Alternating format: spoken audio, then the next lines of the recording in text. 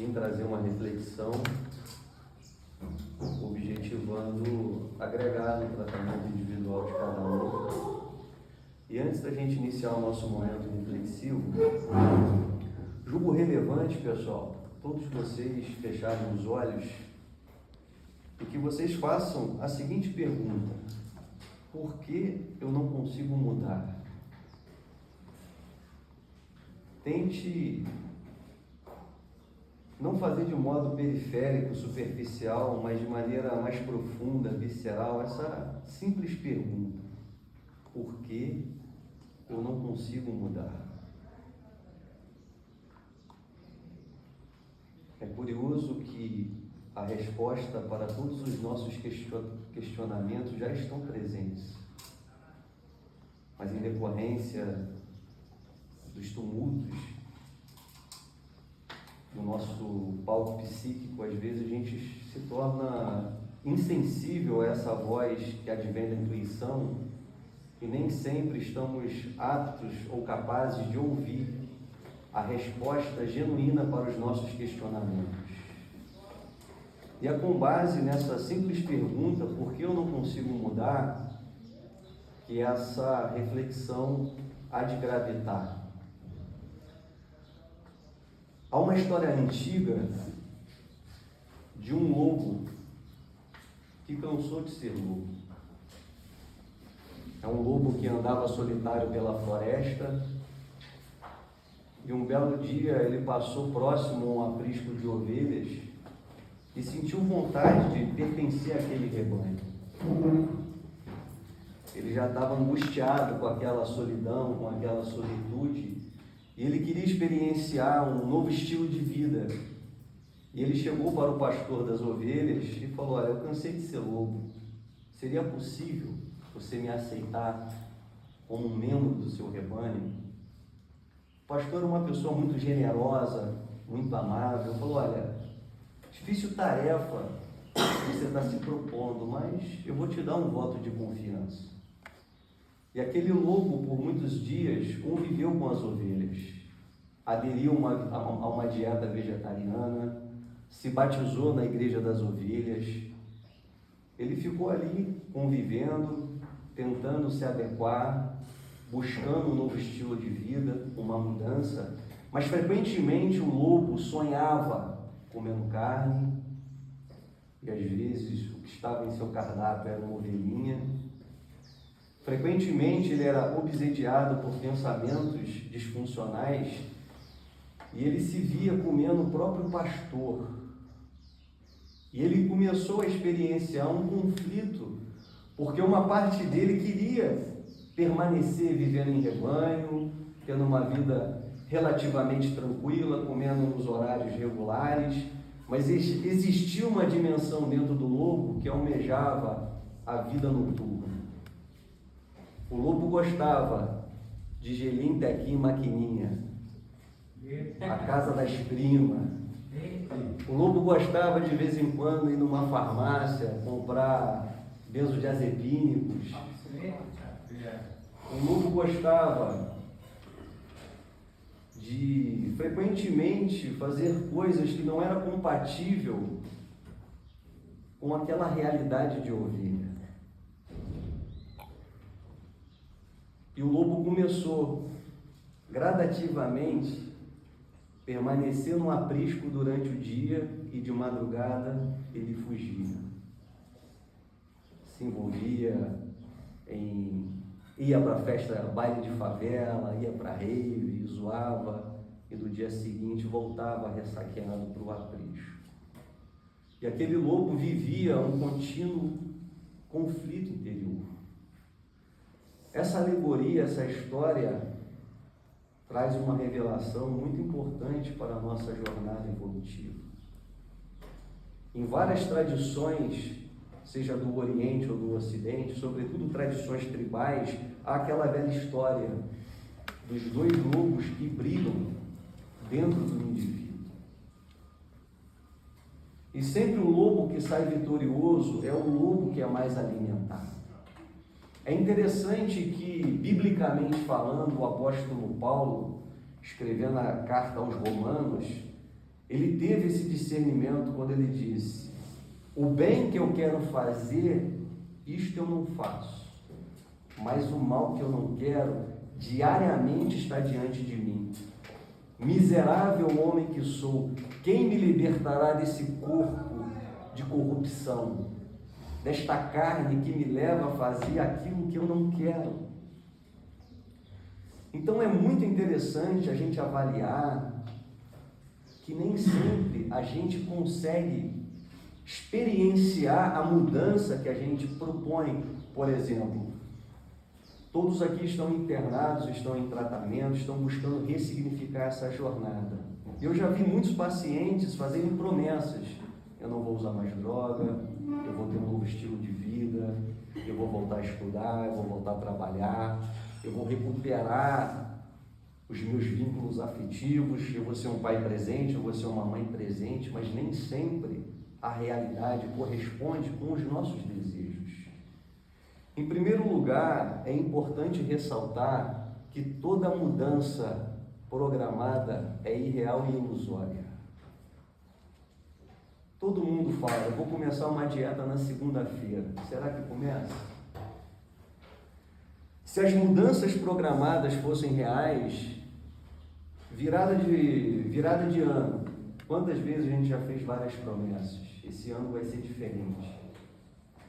Esse ano eu vou criar um plano estratégico, vou mudar minha situação financeira, vou evoluir em certas áreas da minha vida que eu percebo que estão inativas.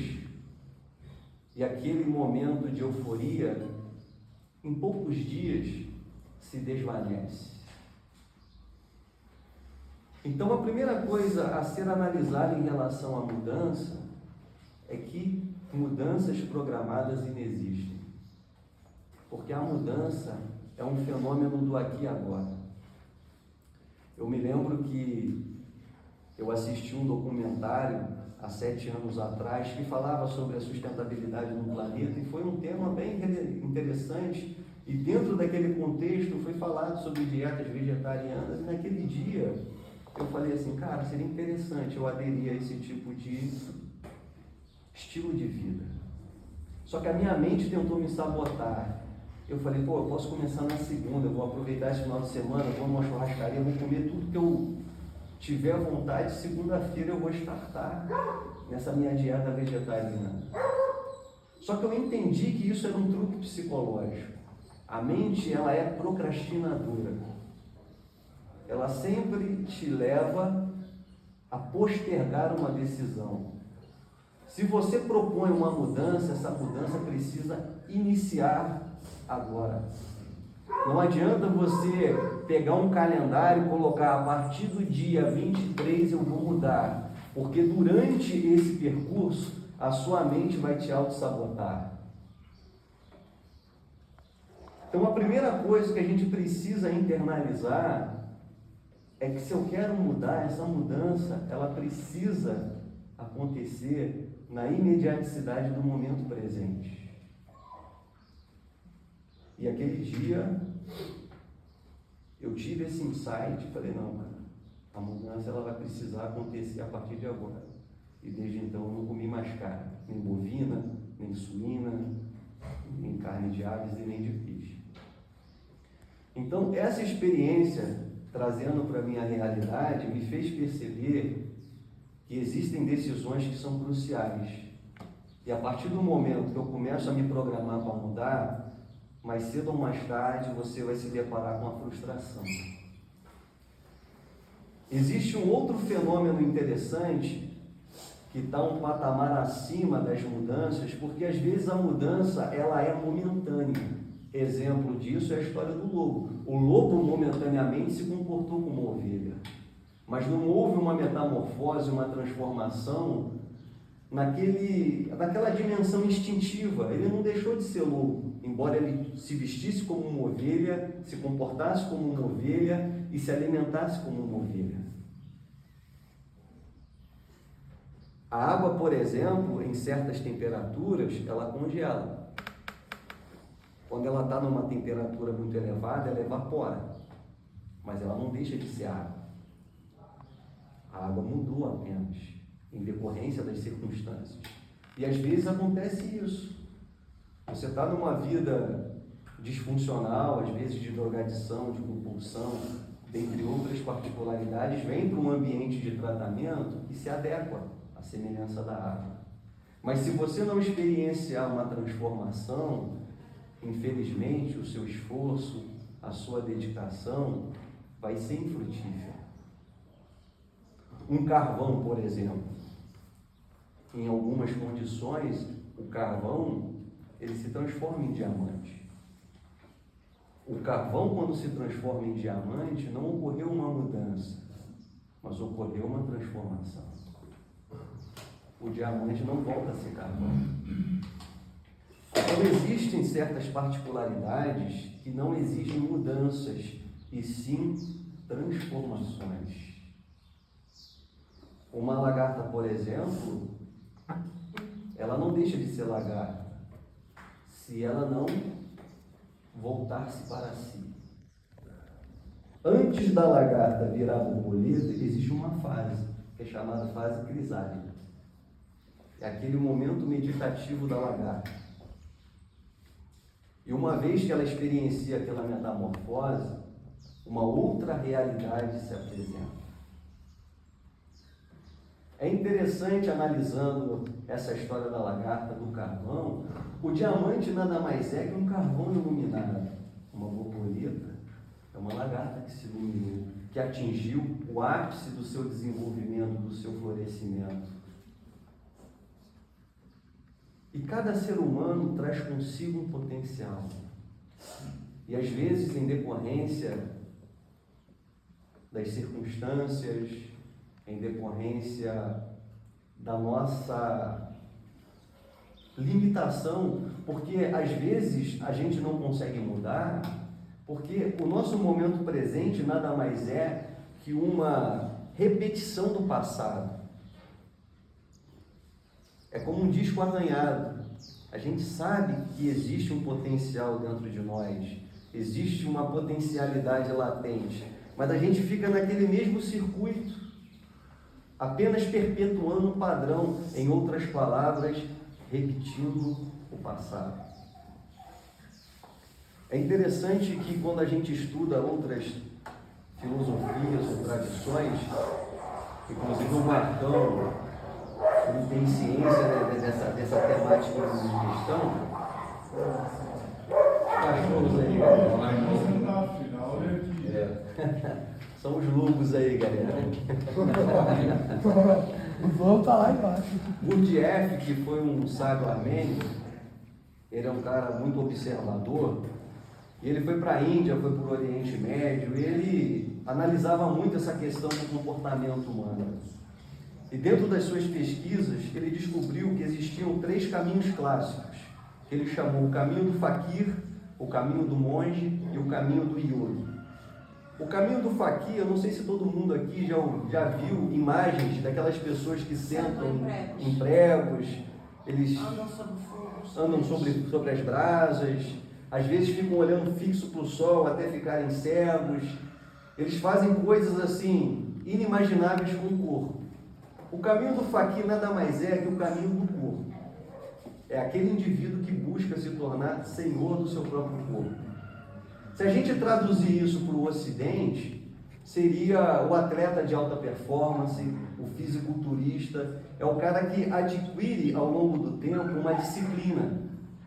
E ele consegue emoldurar o seu corpo através daquelas práticas repetidas, aquelas práticas repetitivas.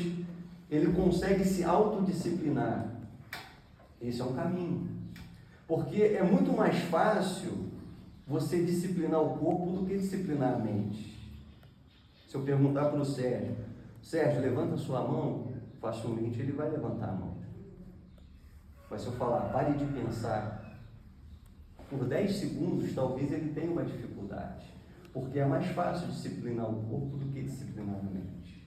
Então, às vezes, quando a gente se propõe num caminho de autotransformação, a gente precisa analisar qual o caminho será mais interessante para que essa mudança ocorra? Tem pessoas que se identificam muito com essa questão fisiológica.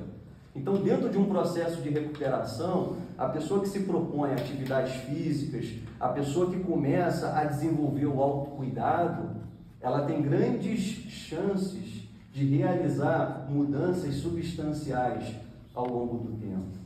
Porque qualquer upgrade, qualquer mudança que você realiza no físico, inevitavelmente vai refletir no emocional, no mental, nas camadas mais sutis da sua mente, do seu ser como um indivíduo íntegro e dentro de uma perspectiva da sua multidimensionalidade.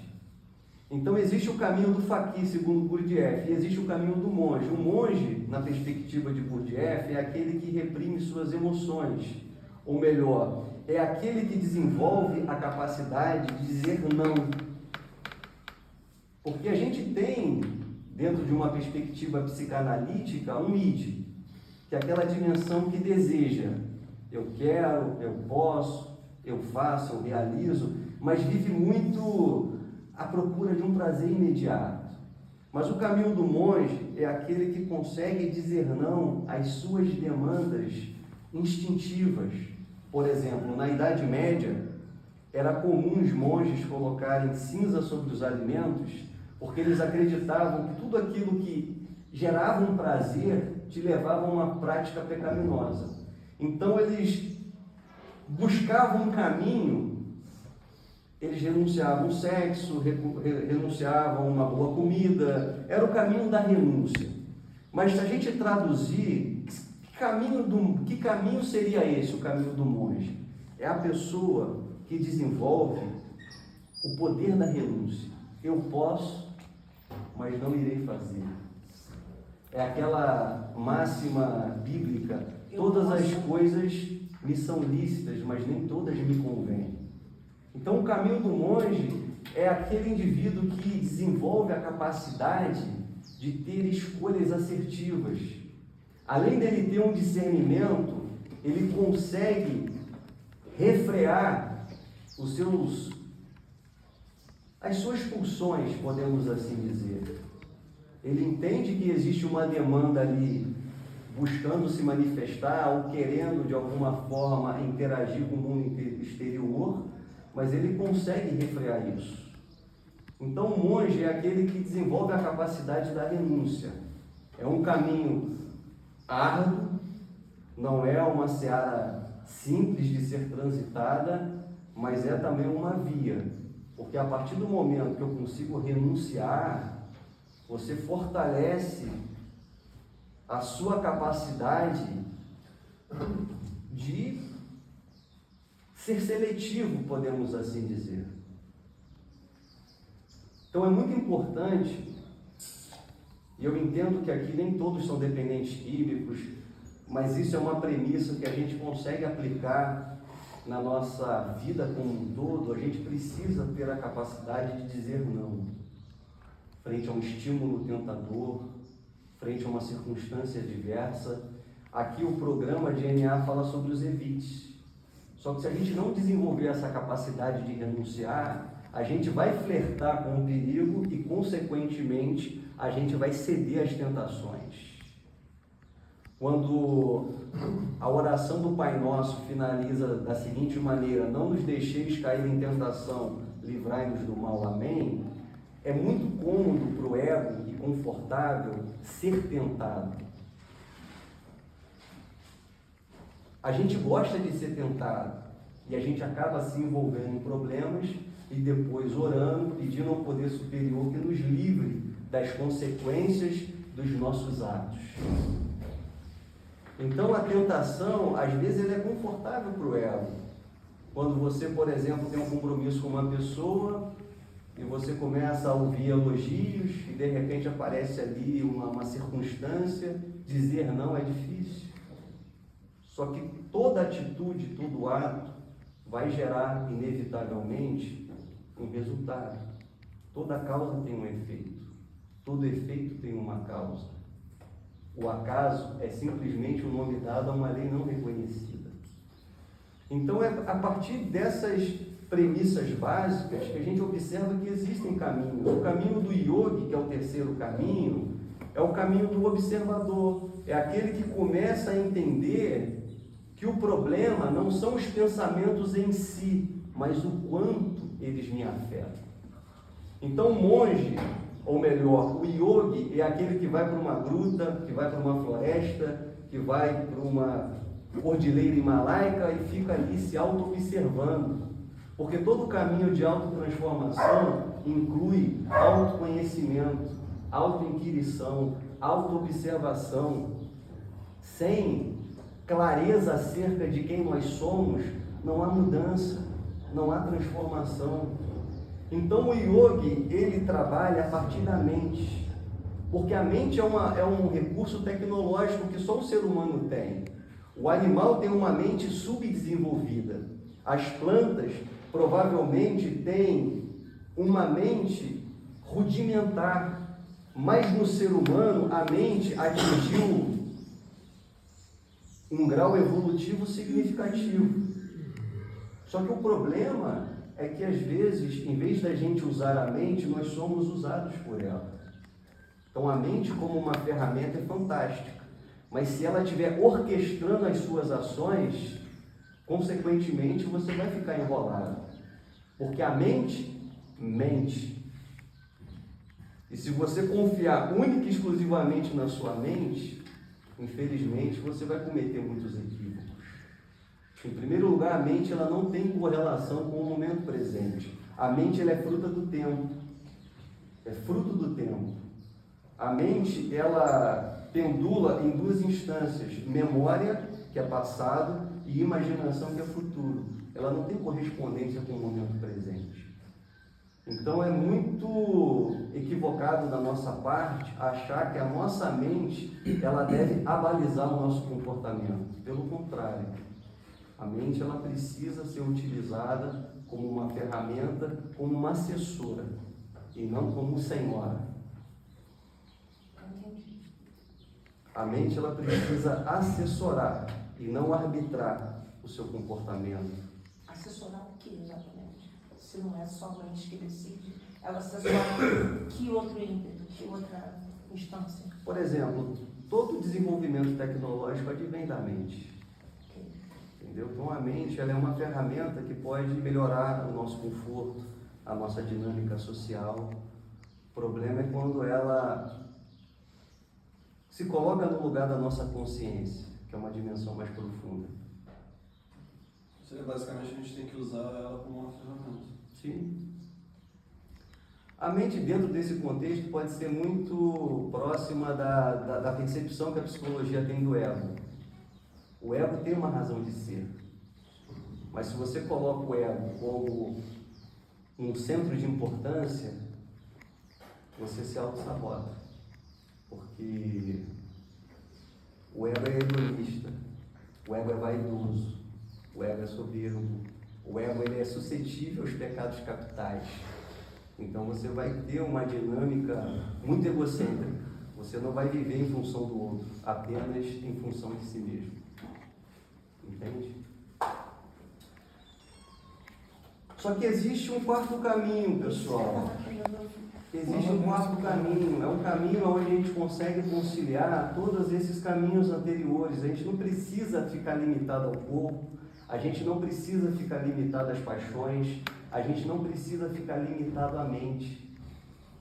A gente pode trabalhar essas três instâncias objetivando um desenvolvimento integral. Aqui na clínica, por exemplo, vocês conseguem parcialmente trabalhar todas essas camadas. Atividade física, o yoga trabalha muito esse caminho da mente. À medida que surgem problemas, são oportunidades de você trabalhar o caminho das paixões. Porque se a gente ceder ao ímpeto das circunstâncias, a gente vai agir instintivamente, ou melhor, reagir, porque toda reação é instintiva. Então são essas peculiaridades que englobam o desenvolvimento humano que a gente precisa discernir, compreender e experienciar sobretudo. Porque não existe receita de bolo, pessoal. Não existe uma fórmula mágica. Eu costumo dizer e reitero que a clínica, os profissionais, as pessoas que assessoram, incluindo a família, que é uma rede de apoio, são parteiras de um processo. Mas se vocês não se engravidarem, a gente pode fazer uma cesariana, que não vai encontrar nada. Então a gente precisa experienciar esse novo nascimento. Importa-vos nascer de novo, mas para que isso se realize, o velho homem precisa ser sepultado. Que é o homem ego. O velho homem é esse homem que tem a consciência toldada, eclipsada pela ignorância. Eu gosto muito de um insight de um indiano chamado Ramana Maharishi, que ele diz o seguinte: não há nada a ser conquistado, apenas ignorância a ser removida. Ramana Maharishi. Não há nada a ser conquistado, apenas ignorância a ser removida. Então, a partir do momento que a gente se auto-observa e começa a analisar o quão imerso na ignorância estamos, é a gênese do processo. É o que Sócrates pontua: sei que nada sei. A partir do momento que a gente tem a presunção do saber, eu sei como mudar, eu sei como me transformar, você está se auto-enganando. Você precisa apenas se abrir para o processo. Se abra para uma nova experiência, para uma nova dimensão do ser.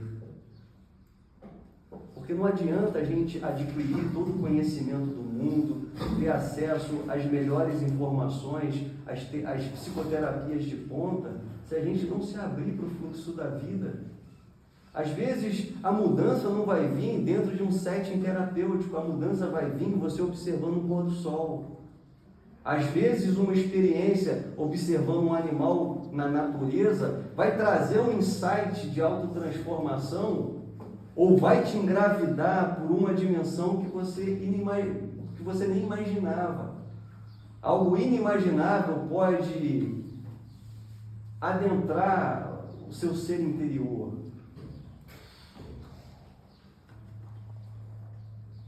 Krishnamurti, que também foi um grande sábio, um grande filósofo, ele dizia o seguinte: espiritualidade é ser sensível à vida, é desenvolver a sensibilidade. E a gente vive num momento, em decorrência dos inúmeros estímulos externos, na tecnologia, a gente está vivendo sob hipnose, anestesiado. Todo o nosso estímulo é para fora. E o resultado disso é que hoje, até um tempo atrás, existia uma escala. O maior medo da humanidade, segundo pesquisas, era falar em público. O segundo, medo da morte. E o terceiro, medo de barata. Isso aí fizeram uma pesquisa a nível mundo.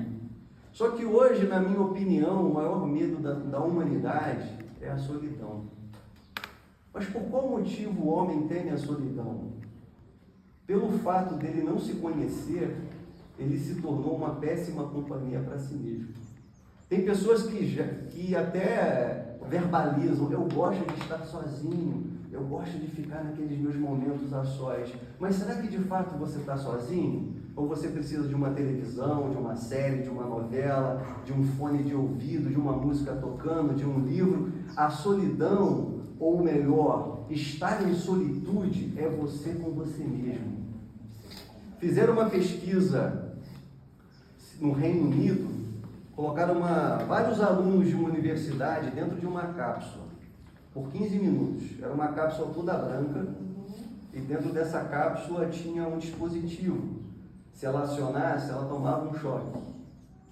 Teve pessoas que em 15 minutos apertou aquele botão mais de 100 vezes. Porque ali ela não tinha nenhum estímulo, era ela e ela.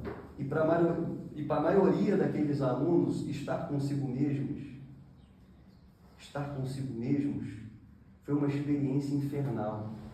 Eles preferiam a dor, o desconforto fisiológico, do que ele estar com a própria companhia, desfrutar daquele momento de solitude, de solidão. Então a gente entende, galera, que em algum momento a gente se perdeu no caminho. A gente perdeu a capacidade de estar conosco. É por isso que as pessoas vão desenvolvendo dependência emocional, codependência. A gente vai desenvolvendo inúmeros mecanismos que são anestésicos. São subterfúgios da realidade ou artimanhas para a gente suportar o tédio da própria companhia. Jean-Paul Sartre, que foi um filósofo francês, ele tem uma frase que é muito interessante. Se eu sinto tédio quando estou sozinho, é porque eu estou em péssima companhia. Resta saber se eu tenho sido boa companhia para mim mesmo. E no meu ponto de vista, é claro que a gente pode olhar esse fenômeno por vários prismas, por muitos olhares, é pelo fato da gente não se conhecer, é pelo fato da gente não reconhecer que a gente tem demandas que precisam ser preenchidas. Não é só o nosso corpo que precisa ser nutrido, não é só a nossa dimensão emocional ou mental. Existem outras áreas pedindo atenção. É engraçado que, embora seja difícil mudar, tudo no universo está em constante processo de mudança. Heráclito, ele disse o seguinte: tudo muda, exceto a mudança. O mesmo Heráclito, ele diz que não há possibilidade de você entrar no mesmo rio por duas vezes, porque o rio está fluindo. O rio é outro e você é outro. Segundo a ciência, de 7 em 7 anos, você muda, você modifica, você recicla todas as células do seu corpo. A Marcela de 7 anos atrás não é a mesma Marcela de hoje. Houve uma mudança natural e espontânea. Casamento, por exemplo. Casamento, tem a crise dos 7 anos. 7 anos. Passo 7, espero os próximos 7. Se passou o próximo 7, o próximo 7. Então, pessoal, a gente está aqui discutindo, eu não sou detentor da verdade, mas é uma provocação. Por qual motivo eu tenho dificuldade de mudar? Quer fazer uma pergunta, Marcela? Sim. A gente falou dos 3 caminhos, né, do Fakir, do Monge, do Yoga, que é mente, paixão e corpo. E a gente realmente fala que é uma doença física, mental, espiritual, né? Então, mas você falou que existem outras demandas, sem ser física, psicológica, emocional. Que a gente tem que entender que a gente tem essas outras demandas. Quais seriam? Porque a gente fica muito com essa questão de cuidar do espírito, do emocional, do psicológico, do físico. Quais seriam essas demandas? Como se autoconhecer e se autonutrir de maneira que você se sinta confortável, se aceite e vive em paz e bem consigo mesmo?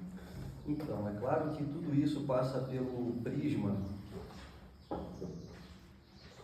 da cartografia que você analisar. Por exemplo, aqui no Ocidente, seja filosoficamente ou religiosamente, tendem a dividir o homem em 3 dimensões: corpo, alma e espírito, ou a dimensão física, psíquica ou noética, isso seguindo a filosofia grega e a teologia judaico-cristã. Quando você analisa, por exemplo, a cartografia védica, ali eles falam sobre 7 dimensões. Eu vou falar alguns termos aqui que não são usuais, só para a nível de curiosidade ou a nível de buscar esclarecer essa temática. Na Índia, por exemplo, dentro da cultura védica, fala sobre 7 corpos. O ser humano é semelhante a uma cebola com 7 dimensões. Dimensão física, dimensão etérica, dimensão astral, dimensão mental. E as outras 3 dimensões que são mais sutis são chamadas de Manas, Buddhi e Atma. Então são nomes que não são relevantes agora a decorar. Mas qual é o caminho que essa filosofia está apontando? O ser humano é mais complexo do que aquilo que a gente imagina ser.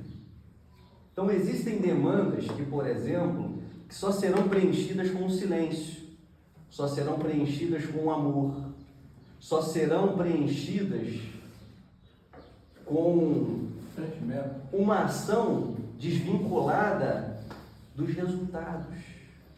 Por exemplo, anatomicamente falando, Quando a gente pula, por exemplo, de bungee jump, você vai ter o que? Adrenalina.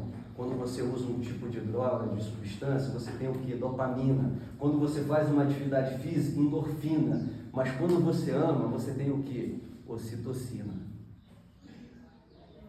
Então, até a nível fisiológico, existem hormônios, existem processos que vão preencher, entre aspas, essas camadas mais sutis.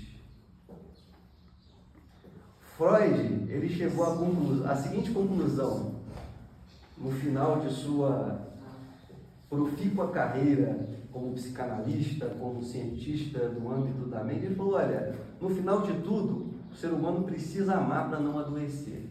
Essa foi a conclusão de Freud. Na dúvida, ame. Se você acha que existe um vazio dentro de você e você já buscou em tudo e não encontrou saída, só o amor vai poder suprir essa dimensão sutil que existe dentro de você. Mas o amor a outro ser humano ou o amor a qualquer coisa? Na verdade, o amor, ele não é seletivo. O amor é um estado. Quando você ama, não haverá ninguém que não seja objeto desse amor. Como a gratidão. Sim. A gente às vezes endereça o amor, e às vezes aquilo que a gente rotula como amor, nada mais é que uma possessividade. Às vezes eu falo assim, eu amo a Larissa, mas será que de fato é amor? E se ela se apaixonar e eu ver que ela estiver feliz em se apaixonar por outra pessoa, será que eu vou ter a resiliência de falar assim, caramba, mané, a minha felicidade é ver a felicidade dela, ainda que não seja do meu lado? Radical demais isso, pessoal. Mas é o amor genuíno. Porque o amor, se a gente for analisar, ele não visa os nossos próprios interesses. O amor que quer uma recompensa pela ação feita, não é amor, é barganha. Então, aquilo que às vezes a gente traduz por amor, às vezes ainda é o vislumbre dessa realidade que está muito além da nossa experiência cotidiana. É válido dizer que o amor é incondicional? Sem sombra de dúvidas. Ele é incondicional. Se for amor. Se for amor, ele é incondicional. Então, galera, não foi à toa que Jesus, ele foi sábio. As religiões chamavam Deus de Brahma, Vishnu, Shiva, chamavam Deus de Jeová, Alá, Gibulon, Jah, Onurum, Horus, Atom. Jesus, ele foi muito pedagógico, cara, Deus é amor. Acabou, cara. Então os essênios, na minha opinião, ainda foram além. Antes de Jesus, os essênios já falavam, o amor é Deus. Olha aí que muda um pouco a conotação, né? O amor é Deus. Então o amor é essa dimensão mais elevada. E curiosamente, o que é o oposto do amor? Geralmente a gente diz que é o ódio. Superficialmente é o ódio. Mas segundo a filosofia do Antigo Egito, é o medo.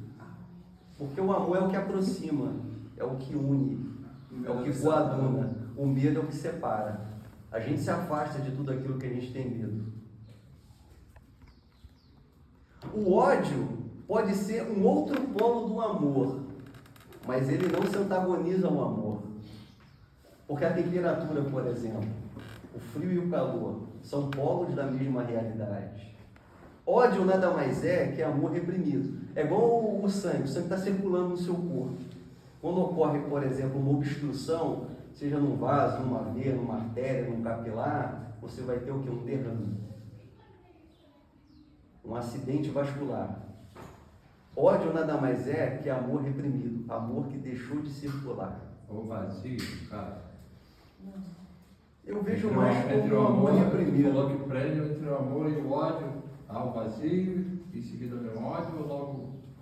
Não, dentro de uma escala de um termômetro, o amor seria a alta temperatura e o ódio seria a baixa temperatura. Não tem esse vazio. Mas dentro de uma mesma escala. Mas é a mesma energia. Então todo mundo que odeia alguém tem a capacidade de amar, porque ela ainda tem aquela energia presente. A indiferença é... A indiferença já seria uma realidade muito mais prejudicial, podemos assim dizer. A indiferença.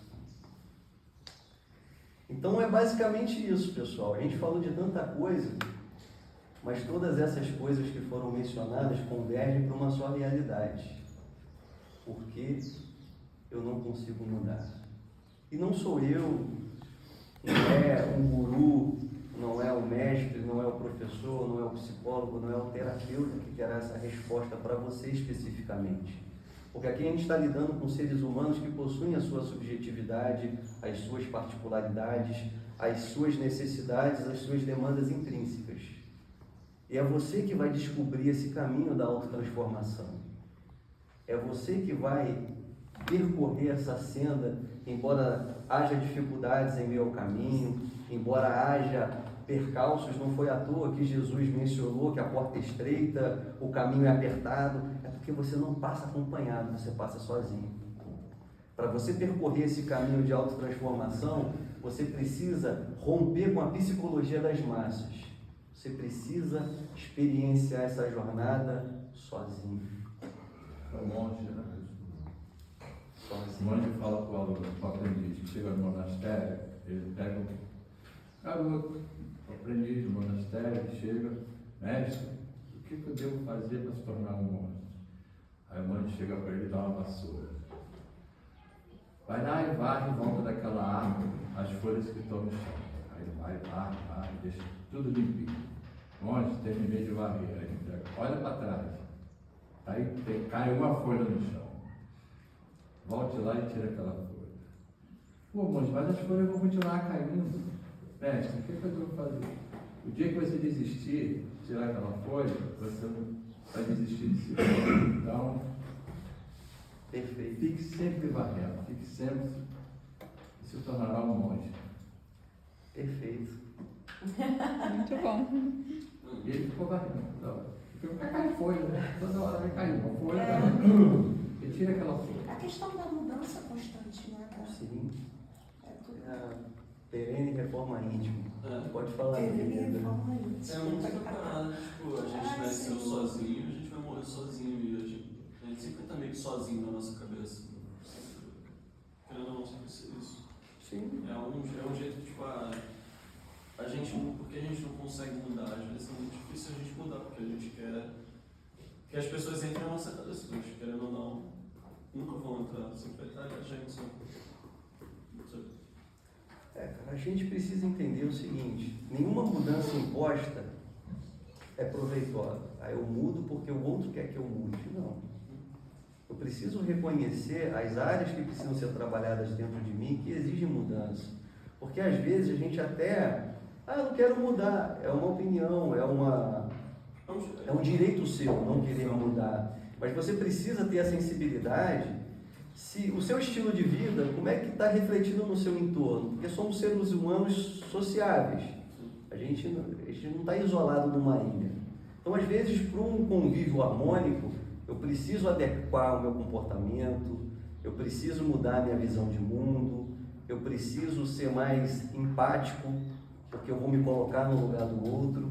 Então, às vezes, a mudança advém desse senso, dessa percepção, da sensibilidade das coisas que estão ao meu entorno, porque relacionamentos são espelhos.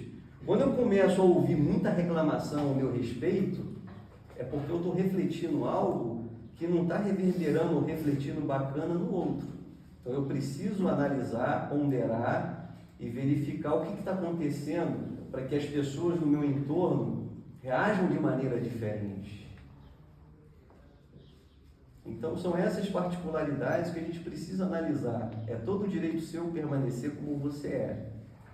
Só que, no meu ponto de vista, as pessoas que não querem mudar, elas estão indo na contramão do fluxo da vida.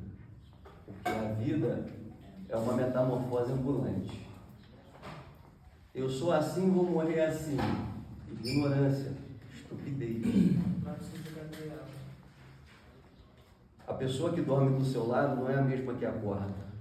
Algo de novo entrou nela. E algo de novo entrou em você. Só que a nossa mente sempre olha por outro pelo um prisma antigo. Eu estou falando muito de Jesus hoje, mesmo não sendo cristão, mas Jesus fala algo interessante. Não se põe vinho novo em odres velhos. Senão você vai perder o vinho, vai perder o odre. O odre é a mente. Se a mente estiver envelhecida, você não vai conseguir captar, aprender experiências novas. Beleza, pessoal? Tem mais alguma dúvida?